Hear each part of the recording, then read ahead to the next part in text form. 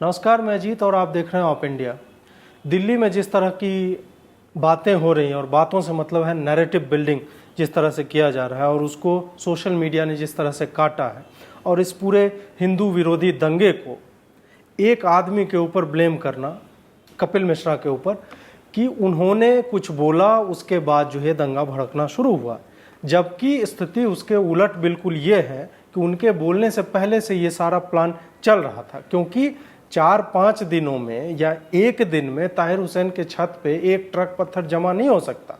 राजधानी स्कूल जो फैसल फारूक का है उसके ऊपर जो है एसिड, पेट्रोल बम की बोतलें, बम बनाने का सामान, पत्थर, गुलेल, तरह तरह की चीज़ें 1-2 दिन में इकट्ठा नहीं होती हैं। और जिस तरह से 7-7 ट्रक वहाँ पत्थर पहुँचाए गए, जिस तरह से वहाँ की महिलाओं ने बताया कि पूरा माहौल जिस तरह से बना हुआ था, माहौल ख़राब कर दिया गया था कि आती जाती बच्चियों के कपड़े उतार कर नंगे उन्हें वापस भेजा जाता था। इन सब बातों का ब्लेम किसको किया जाए? तो ब्लेम कर दिया जाता है कपिल मिश्रा को। इसलिए हमने सोचा कि इनसे हम बात करके इनका पक्ष भी रखने की कोशिश करें और विस्तार से बात करें। तो स्वागत है आपका और बात करवाते हैं कपिल मिश्रा जी से। नमस्कार कपिल जी, आपका स्वागत है ऑप इंडिया में। जिस तरह से दिल्ली में सारा हो रहा है और इंट्रो में मैंने काफ़ी बातें बताई आपको और आप भी इस बात से अवेयर हैं कि सारा ब्लेम जो है आप पे डाला जा रहा है और इसी तरह के मजाक भी चल रहे हैं कि बिन कासिम को भी 711 में आप ही ने भारत में बुलाया था और उसके बाद उसने सिंध पे हमला किया था। और एक बात और चल रही है कि ग्रीस और फ्रांस में जो इस तरह के इस्लामी आतंकी अभी आजकल आतंक मचाए हुए हैं उसका भी श्रेय जो है आप ही को दिया जा रहा है। तो कहीं आप वहाँ अभी गए तो नहीं थे पिछले कुछ दिनों में? इस तरह की अफवाहों को आप कैसे ये करते हैं? देखिए, बिल्कुल, क्योंकि जिस प्रकार की बेशर्मी नकली सेकुलर और नकली लिबरल गैंग ने पिछले 5-6 दिनों में दिल्ली की हिंसा पर दिखाई है, उसके बाद ये उनका ही मजाक जनता बना रही है। क्योंकि आप हिंसा के पूरे ट्रैक रिकॉर्ड को और सालों की हिंसा के ट्रैक रिकॉर्ड को आप इग्नोर करके ये कहते हैं कि क्योंकि कपिल मिश्रा ने सड़क खुलवाने के लिए बोल दिया इसलिए वहाँ पे दंगा हो गया।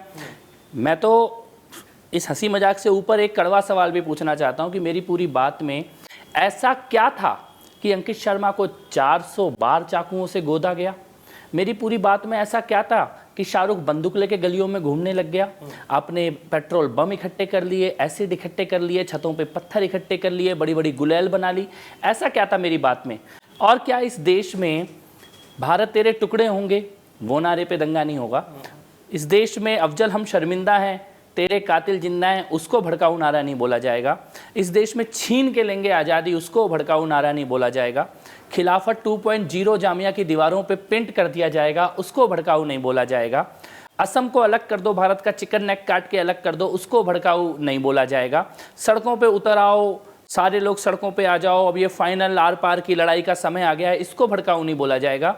लेकिन मेरी सड़क खुलवा दो ये कहना, वो भी पुलिस से कहना, एक पुलिस अधिकारी से ये कहना, अनुरोध करना कि मेरी सड़क खुलवा दो, इसको भड़काऊ, इसको हिंसक, इसको दंगा और मुझको आतंकवादी यानी कपिल मिश्रा हत्यारा और ताहिर हुसैन बेचारा, ये इस देश में कब तक चलेगा? मुझे लगता है जनता इसका जवाब दे रही है और अब जनता ने इसका मजाक भी उड़ाना शुरू कर दिया है और आंखों में आंख डाल के इन तथाकथित नकली सेकुलर, नकली लिबरल लोगों को मुंहतोड़ जवाब पब्लिक दे रही है।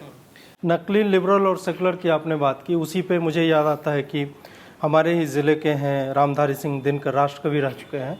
उनकी कविता की एक पंक्ति है, सिंहासन खाली करो कि जनता आती है। इसको वामपंथी बहुत भुनाते हैं, हर बार ये अपने किसी भी प्रोटेस्ट में इसका उपयोग करते रहते हैं। तब तो अगर आपकी जो छोटी सी क्लिप घूमती है कि आपने कहा कि सड़क खाली करो या फिर हम लोग भी सड़क पे उतरेंगे, जैसे तुम्हारा संवैधानिक अधिकार है प्रोटेस्ट का, the same right belongs to me as well, constitution of India provides that. तो उस हिसाब से तो सबसे बड़ा दंगा ही रामधारी सिंह दिनकर को कहा जाना चाहिए कि उनके आह्वान के कारण जो है 71 की इमरजेंसी और पूरा सिंहासन पलट हो गया उन्हीं के इस नारे के कारण। और इस तरह की छोटी छोटी बातें इसको स्पिन देकर ये लिबरल, और आपने बताया कि कई नारों की बात की, मैं उसी पे थोड़ा और ऐड करूँगा, लदीदा फरजाना जो है, इन लोगों को इन्होंने एक सीरोज करके प्रस्तुत किया था, और उनके सोशल मीडिया पे आप जाइए तो खुल्लम खुल्ला जिहाद की, खुल्लम खुल्ला भारत को इस्लामिक राष्ट्र बनाना, ये लिखा हुआ है उन्होंने। जी जी। तो उसी में है कि जब वारिस पठान के बयान पे लोग नहीं भड़क रहे हैं, मैं इस पे थोड़ा और आप बोलिए। अभी तो आपने सतही तौर पे छुआ है कि ये हुआ, इसको और आप कैसे देखते हैं कि क्या इनको एक कुछ चाहिए कि कपिल मिश्रा ने बोला है अब इसको पटक के पूरा जो है इसकी मिट्टी पलीत कर दो, लेकिन जो एक्चुअल में थ्रेट दे रहा है, जो वाकई में लोगों को इंसाइट कर रहा है कि क्या हम 500 शहरों में चक्का जाम नहीं कर सकते, इस तरह की बातें, इसको आप कैसे देखते हैं?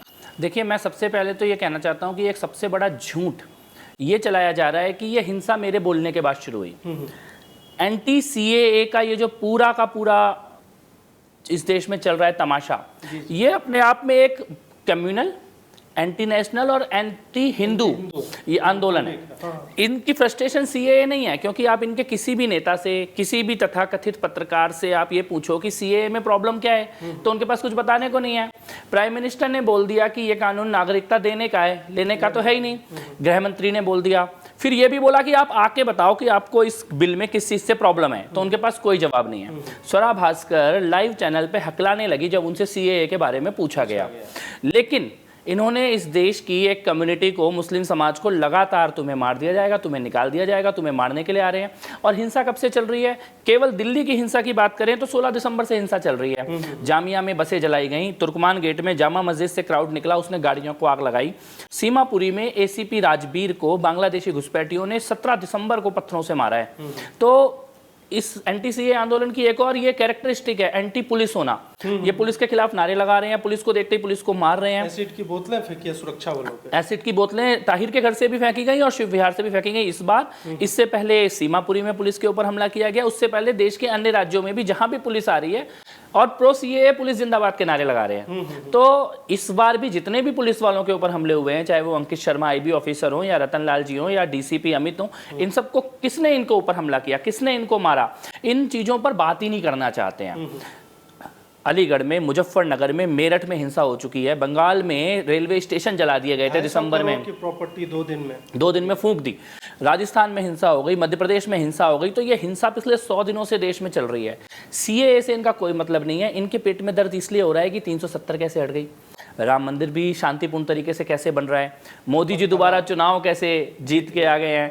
तो इनको ये लग रहा है कि इस देश में किसी भी तरह से आग लगाओ और विलन इनमें ढूंढ लो, इनमें से किसी एक को खलनायक। अब उनकी प्रॉब्लम मुझसे क्या है? उनकी मुझसे प्रॉब्लम ये है कि आज एक कपिल मिश्रा बोल रहा है कि सड़कें खाली करो, कल 1000 खड़े हो जाएंगे। सब लोग बोलेंगे यार लॉजिकल बात है, सेंसिबल बात है, हमें तो बोलना चाहिए। तो इस कपिल मिश्रा को इतना कुचल दो, इतना विलन बना दो कि कोई दूसरा खड़े होने से पहले 1000 बार सोचे, कोई दूसरा इस देश में खड़े ही ना हो पाए। तो इसीलिए चाहे वो बरखा हो, चाहे वो राजदीप हो, चाहे वो विनोद कापड़ी हो, चाहे वो अभिसार हो, चाहे वो ये सारे तथाकथित बड़े बड़े चैनल जो गिरोह पूरा का पूरा जो गैंग बना के रखा हुआ है, फिर आम आदमी पार्टी जिनके पार्षद के घर से बम मिल रहे हैं वो मेरे ऊपर उंगली उठा रहे हैं, कांग्रेस पार्टी जिनकी निगम पार्षद जेल में गई है दंगे करने के आरोप में, इशरत जहां, वो मेरे ऊपर उंगली उठा रहे हैं। मतलब किस बेशर्मी से सफेद झूठ बोलने की कोशिश की जा रही है और कोई भी सत्य, लॉजिक, सेंसिबल तथ्यों पे बात करने को तैयार ही नहीं है।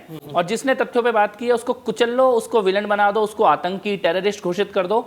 इसका एक पूरा खेल चल रहा है। लेकिन इस सब में सबसे अच्छी बात यह है कि मुझे लगता है इस देश के इतिहास में पहली बार मेन स्ट्रीम मीडिया के झूठ को जनता ने सोशल मीडिया पे धोके रख दिया है, एक्सपोज कर दिया है। इनका कोई प्रोपेगेंडा इस बार नहीं चल पाया। ये भी शायद पहली बार हो रहा है कि इनका प्रोपेगेंडा बिल्कुल ध्वस्त कर दिया है जनता ने। सोशल मीडिया से ही पिक करते हैं, आप पहले व्यक्ति थे जिन्होंने इस हिंदू विरोधी दंगे पे वीडियो जारी किया था ताहिर हुसैन के छत का, और आपने एक्सप्लिसिटली बोला था कि ये बंदा ताहिर हुसैन ही है। और उसके बाद से जो पूरा नैरेटिव पलटना चेंज हो जाता है।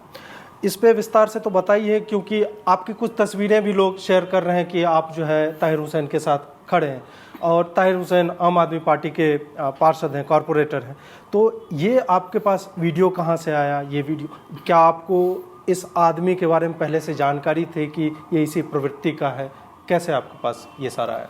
देखिए वीडियो तो मेरे पास केवल यही नहीं, वीडियो तो क्योंकि मैं उस एरिया में रहता हूँ जहाँ ये पूरी वायलेंस हुई है, जहाँ ये रोड बंद हुआ है, ये मेरे घर के सामने रोड बंद हुआ है। मैं इसलिए भी वहाँ था क्योंकि वो मेरा ही रोड बंद था।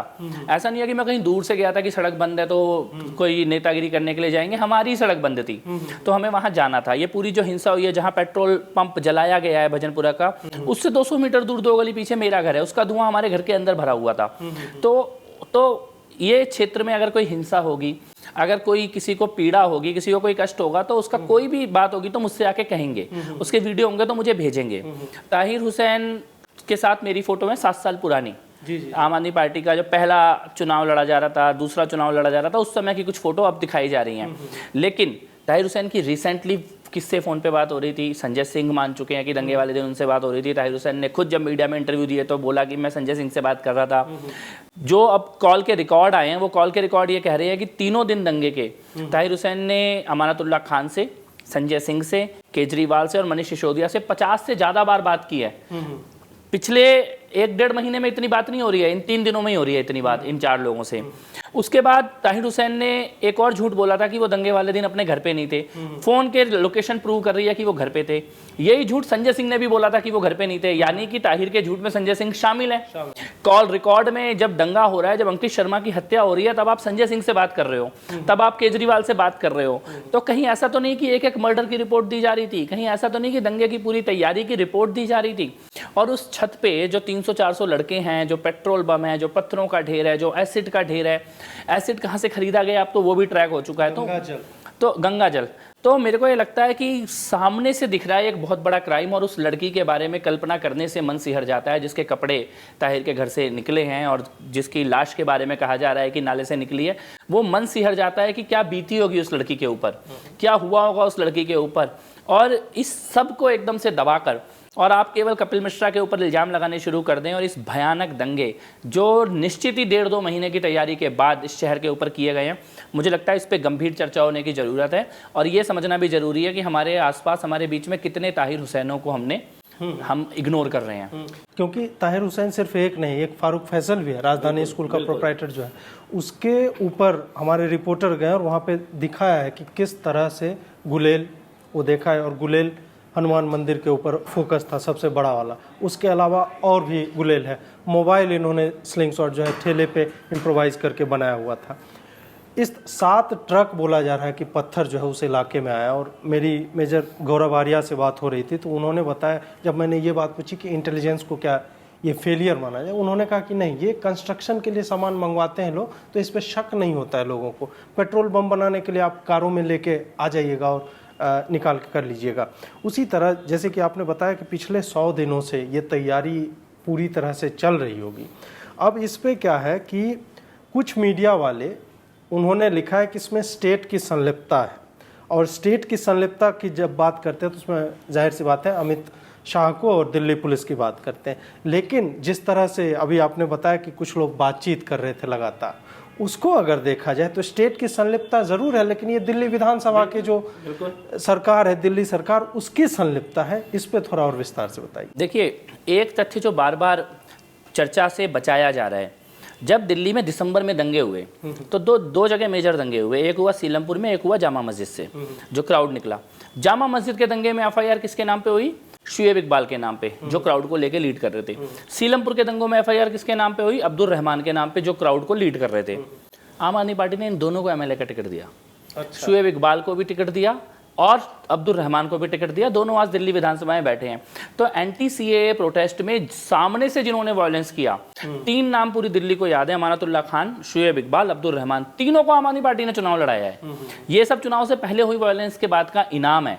इन दोनों सीटों पर सिटिंग कैंडिडेट को चेंज करके टिकट दिया गया है। शुएब इकबाल पहले नहीं थे आम आदमी पार्टी में, दंगे के बाद उनको टिकट दिया गया है। अब्दुल रहमान पहले नहीं थे आम आदमी पार्टी में, दंगे के बाद उनको एफआईआर होने के बाद उनको टिकट दिया गया है।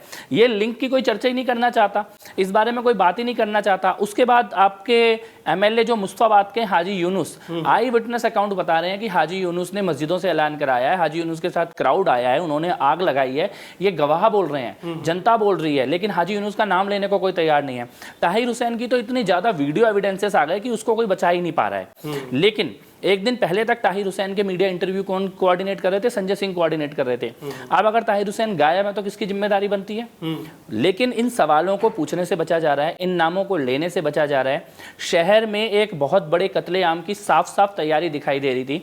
मुझे लगता है कि शायद मौजपुर के हंगामे ने प्रिवेंट किया है उस मैसिव वायलेंस को, और शायद जो पूरे लोग एकदम अलर्ट हुए हैं, मीडिया में खबरें आनी शुरू हुई हैं, उस सारी चीज़ों से मोहल्लों में जो लोग सड़कों पे पहरेदारी करने लगे अपने अपने मोहल्ले में, मुझे लगता है बड़ी वायलेंस शायद इससे भी बड़ी वायलेंस होती, क्योंकि जिस प्रकार की गुलेलें और पत्थर और बम तैयार थे वो किसी भी रूप में जा सकता था इस शहर के अंदर।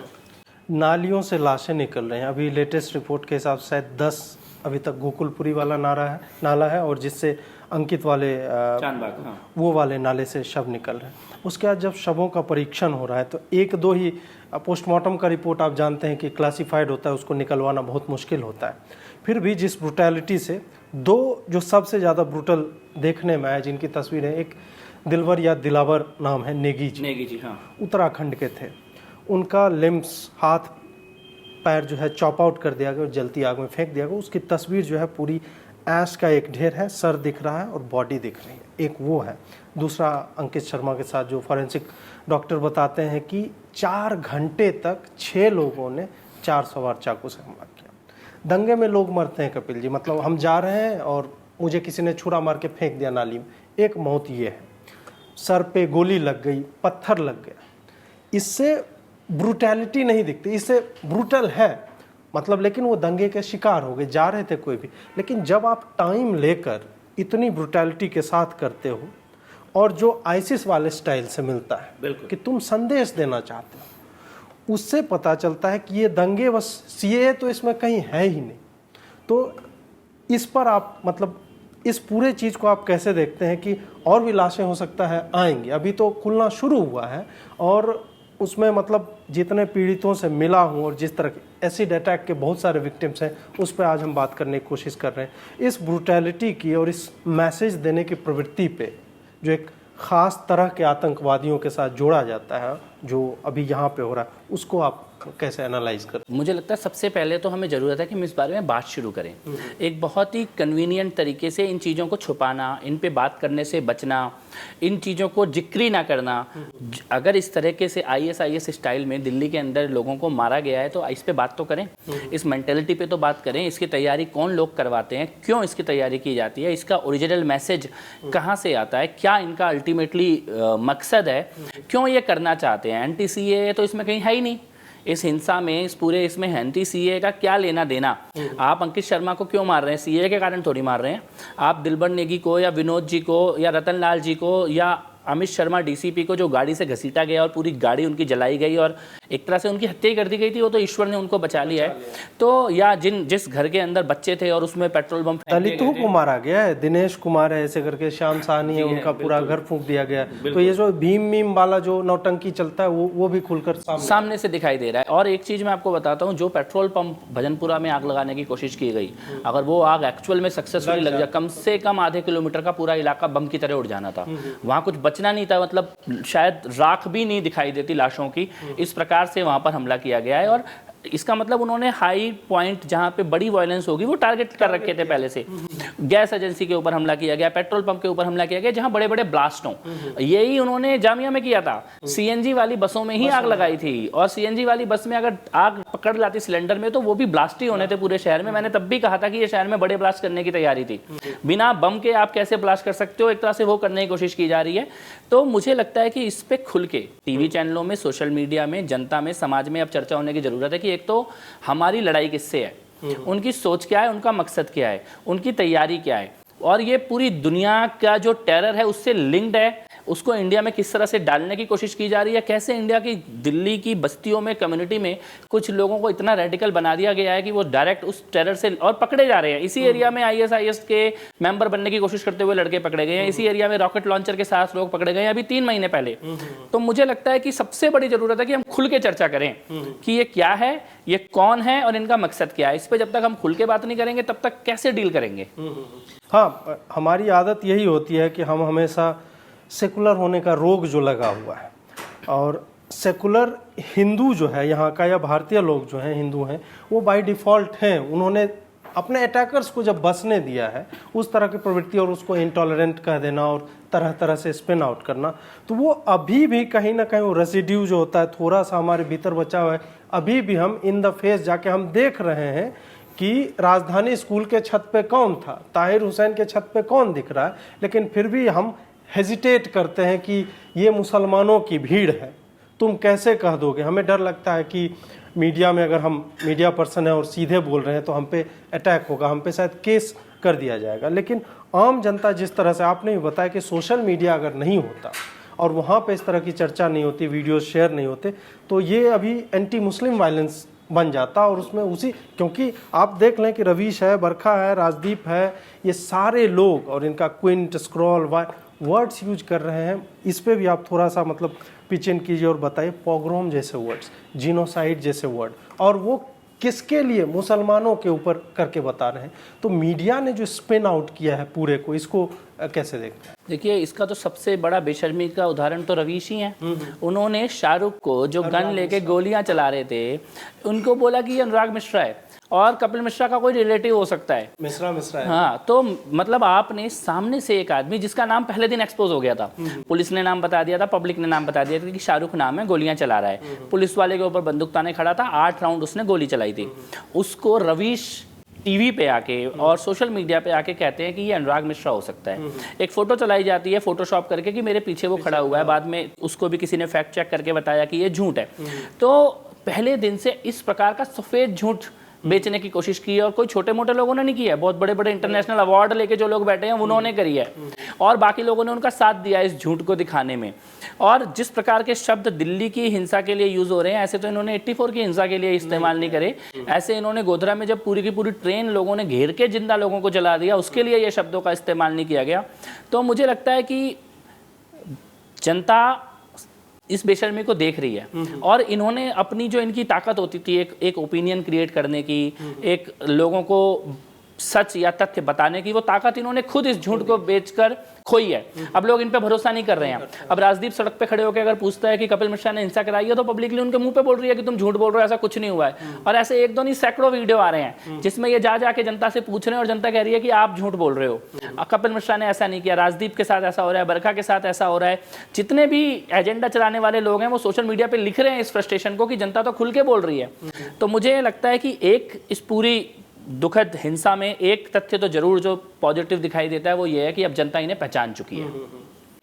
तो और भी कुछ अंत में आप और भी बोलना चाहें अपनी तरफ से, क्योंकि एक तो आप एक लीडर हैं, एक नेता हैं, तो आपकी तरफ से अपील की बात हो जाए, या लोग इस पूरे हिंसा को देखें कैसे, क्योंकि ये बहुत ही ख़राब स्थिति है और देश की राजधानी में इस तरह की चीज़ें नहीं होनी चाहिए। तो कुछ अगर आप दर्शकों से बताना चाहें।